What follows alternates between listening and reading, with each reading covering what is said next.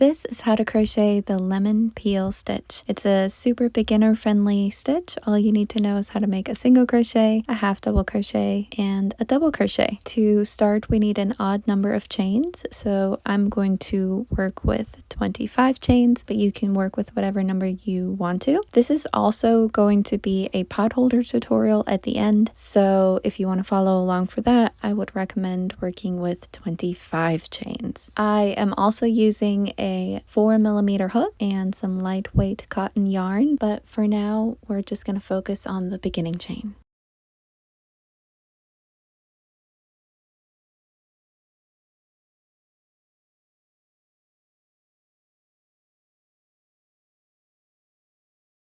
Once we get done with the 25th chain, we are going to actually work into the back loop or the back bump of our chain. So we're going to rotate it forward, and then we're going to identify the second bump in the back, and that's where we're going to add our first single crochet. Then I'm going to focus on keeping my back bumps facing up to make it a little bit easier to work into, and then I'm going to put a double crochet into the next stitch. I'm going to continue alternating single crochet, double crochet, single crochet, double crochet, and so forth all the way until the end, except for the very last stitch. That one is going to be a half double crochet. If you are only here for the instructions part, this is it.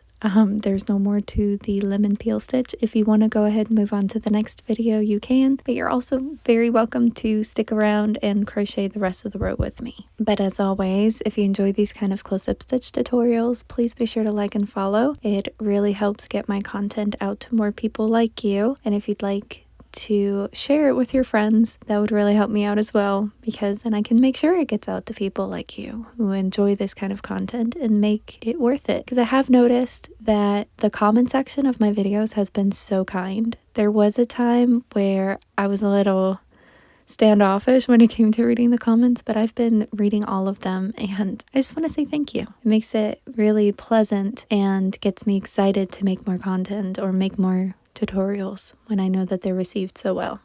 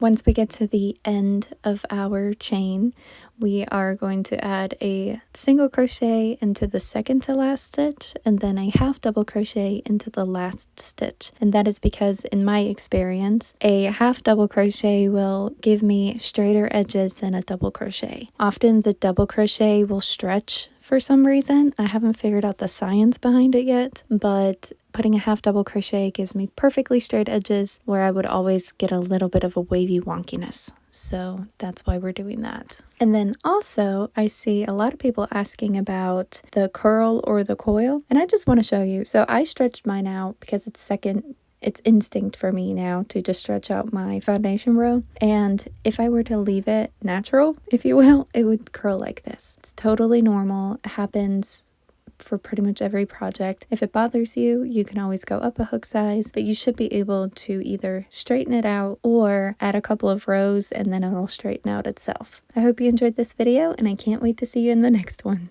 Bye!